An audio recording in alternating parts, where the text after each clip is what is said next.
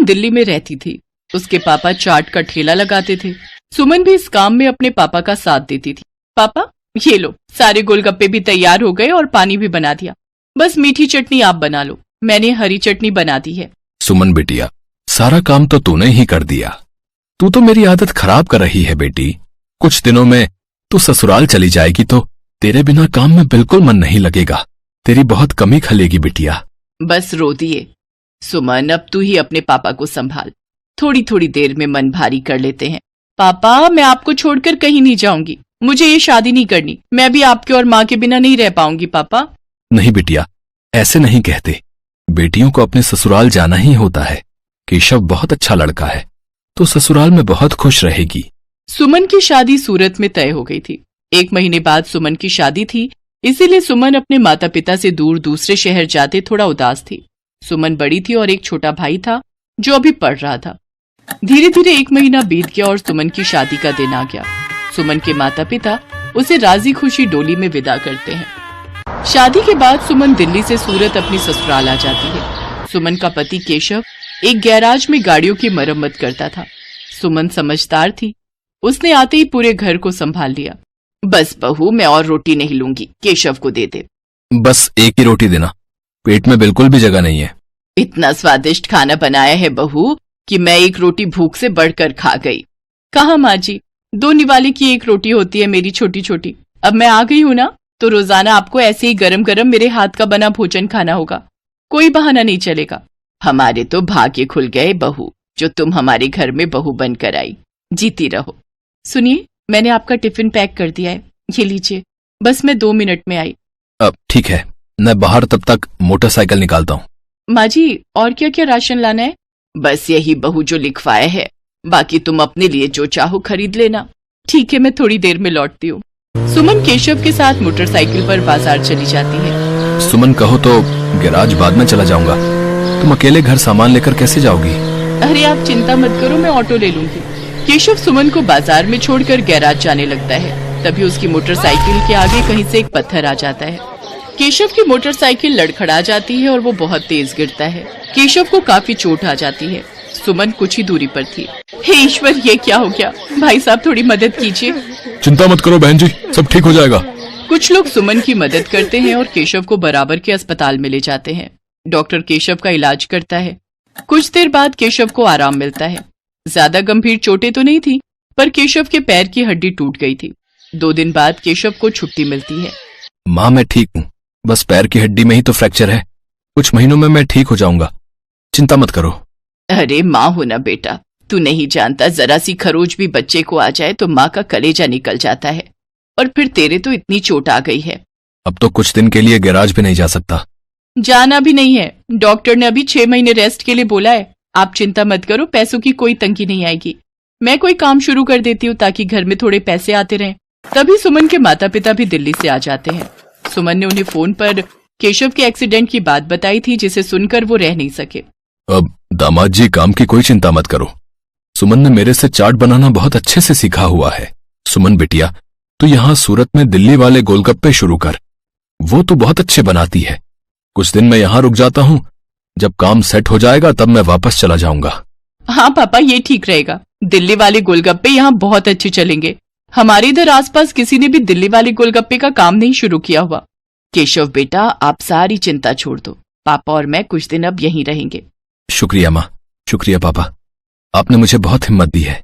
ऐसी बहू और ऐसे समधी सचमुच बहुत नसीब वालों को मिलते हैं। सुमन की सास की आंखों में आंसू आ जाते हैं। केशव को भी अपने सास ससुर के आने के बाद बहुत हिम्मत मिल गई थी। सुमन अपने पापा के साथ सूरत में गोलगप्पे का ठेला शुरू करती है, जिसके ऊपर लिखा था दिल्ली वाले गोलगप्पे। गोलगप्पे के दीवाने तो बहुत लोग हैं और सूरत में तो पानीपुरी के सभी दीवाने हैं। ये देखकर सुमन और उसके पापा ने गोलगप्पे का स्टॉल लगा दिया। उनके बने गोलगप्पे बहुत पसंद किए जाने लगे। सुमन बिटिया, मुझे पता है अब तुम काम अकेले संभाल लोगी, अब हमें चलना चाहिए। सूरज भी अपनी बुआ के घर बहुत दिन से रुका हुआ है। वो उन पर बोल रहा था कि हमारे बिना उदास हो रहा है। हाँ पापा, सूरज बहुत दिन अकेला रुक गया और आपको दिल्ली का भी तो काम संभालना है, वो भी बहुत दिनों से बंद पड़ा है। अब तो मैं सब कुछ संभाल लूंगी, आप मेरी चिंता मत करो। सुमन के माता पिता वापस दिल्ली लौट जाते हैं। उन्हें आए हुए भी बहुत समय हो गया था। अब सुमन अकेले ही रोजाना गोलगप्पे का ठेला लगाने लगी।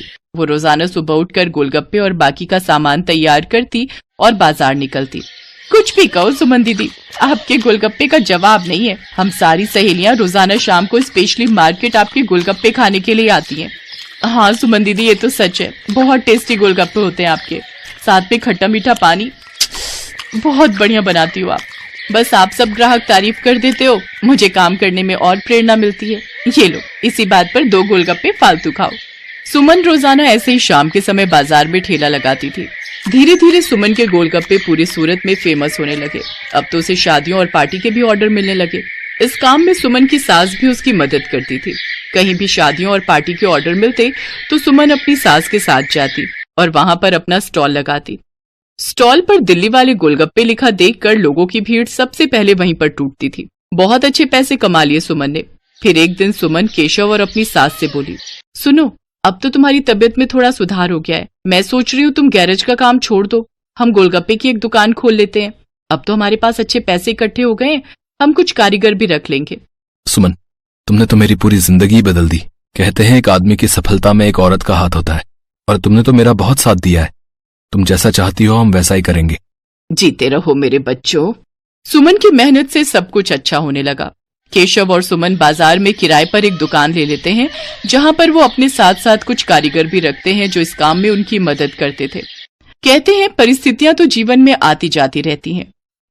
परिस्थितियों से डरकर नहीं, बल्कि परिस्थितियों का मुकाबला करके ही जीवन को सरल बनाया जा सकता है। जो व्यक्ति संघर्षों से लड़ता है वही ऊंचे मुकाम प्राप्त करता है। जैसा सुमन ने किया, वो परेशानियों से डरी नहीं बल्कि उनसे बचने का रास्ता ढूंढा।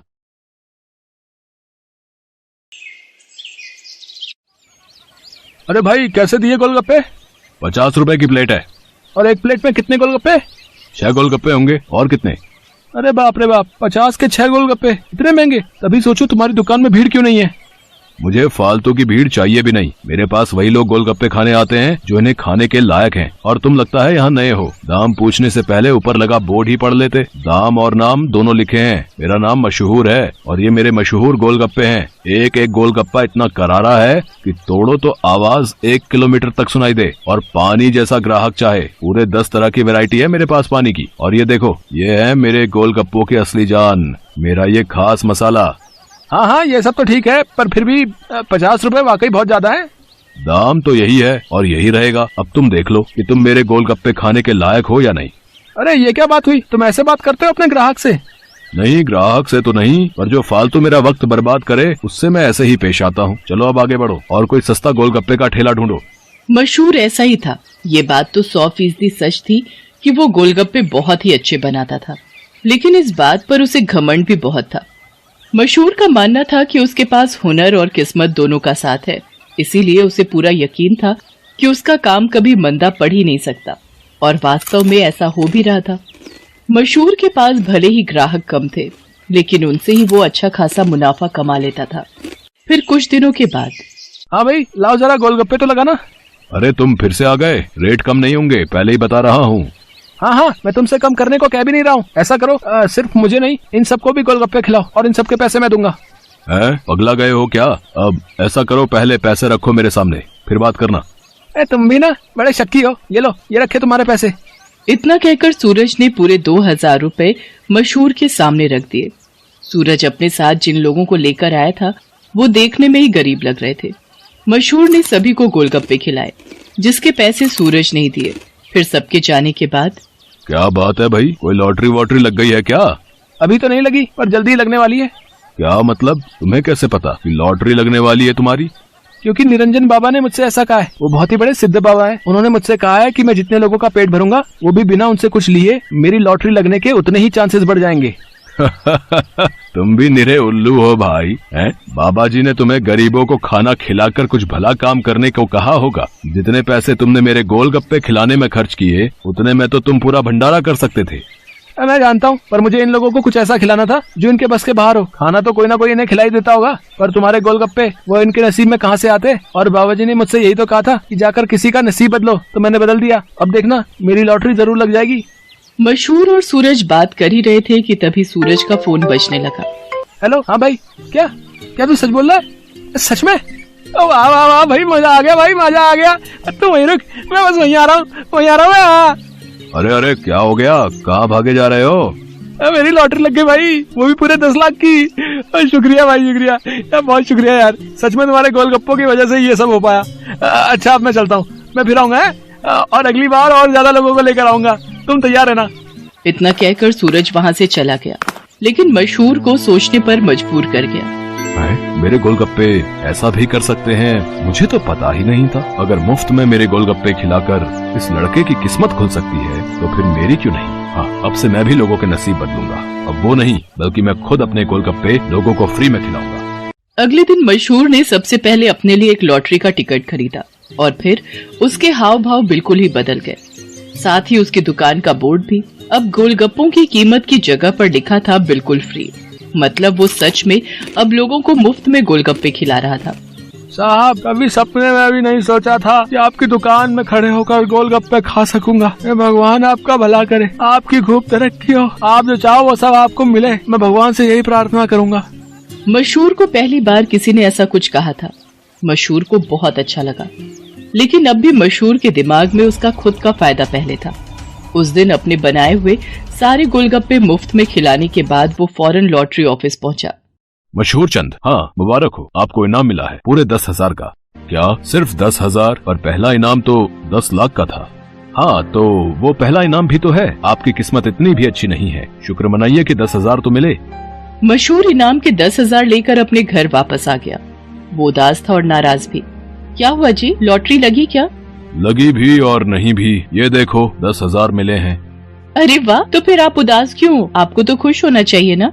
अरे पर 10,000 से क्या होता है, इतने में तो 4-5 दिनों में अपनी दुकान से ही कमा लेता हूँ। उस लड़के को तो पहला इनाम मिला था, वो भी पूरे 10 लाख का, और उसने तो इतने कम गोलगप्पे खिलाए थे। मैंने तो अपने सारे गोलगप्पे मुफ्त में खिला दिए, फिर भी मुझे क्या मिला और उसे क्या मिला? ओफो, ये सब क्यों सोच रहे हो आप? आपने जितने भी गोलगप्पे मुफ्त में खिलाए उनकी लागत तो निकल गई ना, बोलो। हाँ, उससे तो ज्यादा ही हैं ये पैसे। तो फिर आपको नुकसान थोड़े ही हुआ है जो ऐसे मुंह लटका कर बैठे हो। 4-5 दिनों में जितना कमा पाते वो एक ही दिन में मिल गया, ये कम है क्या? मशहूर को अपनी पत्नी मोहिनी की बात ठीक लगी और उसने अपना इरादा और पक्का कर लिया। उसने आगे भी लोगों को फ्री गोलगप्पे खिलाना जारी रखा और हर रोज लॉटरी का टिकट खरीदना भी, कभी कम तो कभी ज्यादा, लेकिन हर रोज मशहूर का कुछ न कुछ इनाम जरूर निकलता था, जिससे मशहूर का हौसला और भी मजबूत होने लगा। इसके साथ ही मशहूर को अब ये सब करने में बहुत खुशी भी मिल रही थी। हर रोज लोगों के मुस्कुराते चेहरे उसकी दुकान से लौटते थे। उसके गोलगप्पे न जाने कितने मायूस चेहरों की मुस्कान बन रहे थे। फिर एक दिन, अरे मशहूर भाई, ये क्या है? ये कमाल कब से हो गया? बस तुम्हारे जाने के बाद से ही। लेकिन माफ करना भाई, अब तुम फ्री में गोलगप्पे नहीं खिला पाओगे किसी को, क्योंकि ये काम अब मैं करता हूँ और लॉटरी भी मेरी ही लगती है। हाँ, तुम्हारे जितना बड़ा इनाम तो नहीं लगा अब तक, पर मुझे उम्मीद है कि कभी न कभी वो कमाल भी हो ही जाएगा। मशहूर की बात सुनकर सूरज मुस्कुरा दिया और उसने अपनी जेब से अपना विजिटिंग कार्ड निकालकर मशहूर को दिया और उससे बोला, कोई बात नहीं, ये मेरा कार्ड रख लो। अब लॉटरी का टिकट जब भी खरीदना हो तो बस मुझे फोन कर देना, ऑफिस तक आने की जरूरत नहीं पड़ेगी। सूरज के विजिटिंग कार्ड पर उसी लॉटरी ऑफिस का पता लिखा था जहां से मशहूर हर रोज लॉटरी की टिकट खरीदता था। असल में वो ऑफिस सूरज का ही था और उसी की वजह से हर रोज मशहूर का कोई न कोई इनाम जरूर निकल रहा था। कार्ड देखते ही मशहूर सारी बात समझ गया। उसने सूरज के सामने हाथ जोड़ते हुए कहा, मैं ये बिल्कुल नहीं पूछूंगा कि तुमने ये सब क्यों किया, क्योंकि शायद मैं जानता हूँ। बहुत बहुत शुक्रिया भाई, मुझे ये एहसास कराने के लिए कि ज्यादा पैसे कमाने से जरूरी है दुआएं कमाना, लोगों को खुशियाँ बांटना, जो मेरे गोलगप्पे बहुत आसानी से कर सकते हैं। इसके बाद मशहूर ने कभी लॉटरी का टिकट नहीं खरीदा, बल्कि वो फिर से अपने गोलगप्पे बेचने लगा।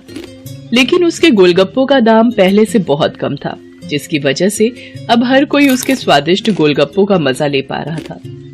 अब भले ही मशहूर के गोलगप्पे थोड़े सस्ते थे, लेकिन ग्राहक पहले से कहीं ज्यादा थे, मतलब मुनाफा भी पहले से ज्यादा ही था। इसके साथ ही मशहूर ने फ्री गोलगप्पे खिलाना भी नहीं छोड़ा। आखिर के 10-20 गोलगप्पे वो जरूर गरीबों को मुफ्त में खिलाता था, क्योंकि अब उसे गोलगप्पों के साथ साथ खुशियां बांटने की भी आदत जो हो गई थी।